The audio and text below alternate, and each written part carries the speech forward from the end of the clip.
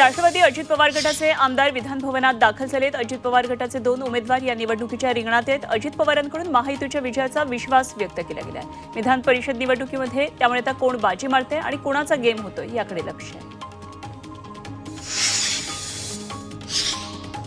येणाऱ्या विधानसभा निवडणुकीमध्ये जे होणार आहे त्याचा प्रत्यय आज पाहायला मिळेल असं भाजप आमदार अमित साटम म्हणाले। त्याचा एक प्रत्यय आपल्याला आज दिसेल आणि त्यामुळे महायुतीचे 9चे 9 उमेदवार हे या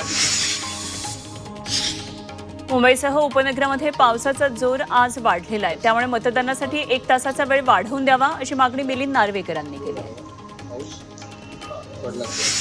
मवियाचे 3ही उमेदवार निवडून येतील असा विश्वास ठाकरे गटाचे खासदार अनिल देसाईंनी व्यक्त केला आहे। 3ही उमेदवारांसाठी पक्षाच्या वरिष्ठ नेतृत्वानं मतांची व्यवस्थित जुळवाजुळव केली आणि त्यामुळे मवियाचे 3ही उमेदवार हे निवडून येतील असा विश्वास अनिल देसाईंनी व्यक्त केला।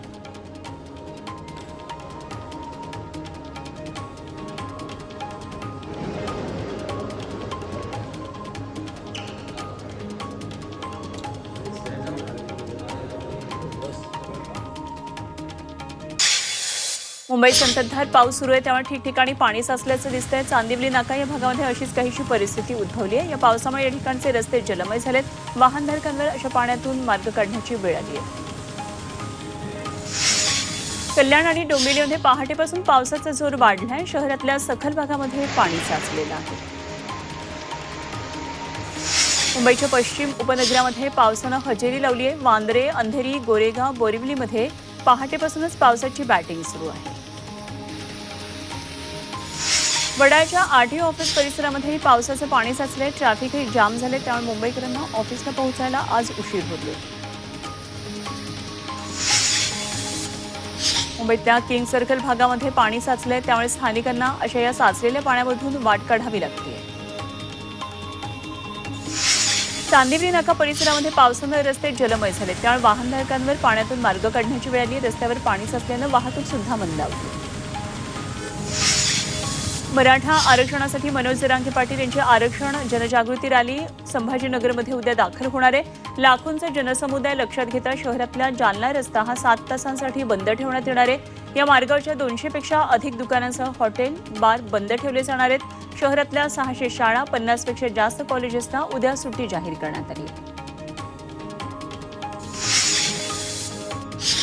जरांगेंची मराठा आरक्षण जनजागृती रॅली आज जालन्यामध्ये होणार आहे। या रॅलीच्या पार्श्वभूमीवर 6 आयोजकांना उपविभागीय पोलीस अधिकाऱ्यांनी नोटीस पाठवली आहे। कायदा सुव्यवस्था बिघडली तर आयोजकांना जबाबदार धरणार असं या नोटीसीमध्ये उल्लेख करण्यात आला आहे। संवैधानिक चौकट मोडणारा सगेसवेरेचा अध्यादेश हा रद्द करा अशी मागणी वंचित बहुजन आघाडीनं केली आहे। सगेसवेऱ्यांची मागणी आरक्षणाच्या चौकटीला धक्का लावणारी आहे आणि आरक्षण बचावासाठी वंचित उभी आहे असा इशारा ठरावातून देण्यात आला आहे। वादग्रस्त आयएस अधिकारी पूजा खेडकरांच्या उमेदवारी अर्जाची पडताळणी होणार आहे। केंद्रानं स्थापन केलेली समिती खेडकरांची चौकशी करणार आहे। खेडकरनं दिव्यांग ओबीसी कोट्याचा गैरवापर केल्याचा आरोप आहे। केंद्राची समिती 2 आठवड्यामध्ये अहवाल सादर करणार आहे, त्यामुळे पूजा खेडकरांच्या अडचणींमध्ये वाढ होणार आहे। केंद्र सरकारनं अर्थसंकल्पापूर्वीच ईपीएफओच्या व्याजदरामध्ये वाढ केली आहे। गेल्या वर्षीचा व्याजदर 8.15% होता, तर या वर्षीचा व्याजदर आता 8.25% करण्याचा निर्णय घेतलाय। त्यामुळे ईपीएफओ धारकांना वाढीव व्याजदर मिळणार आहे।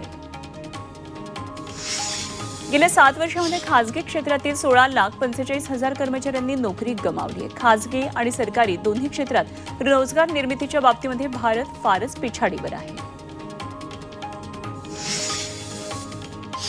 साताऱ्यामध्ये संभाजी ब्रिगेडच्या वतीनं केक कापून खड्ड्यांचा वाढदिवस साजरा करण्यात आला। सातारा शहरामध्ये सध्या मोठ्या प्रमाणामध्ये खड्डे पडले, त्यामुळे अनेक छोटे मोठे अपघात होतात। याविरोधात आंदोलन करत नगरपालिका प्रशासनाचा निषेध करण्यात आला। जहान लष्करी कमांडर संजय रावची येरवडा कारागृहामध्ये रवानगी करण्यात आली आहे। राव याला हैदराबादच्या चेरालपल्ली मध्यवर्ती कारागृहातून ताब्यात घेण्यात आलं होतं। आता एटीएस पथकानं संजय रावच्या डीएनए चाचणीची न्यायालयाकडे परवानगी मागितली आहे।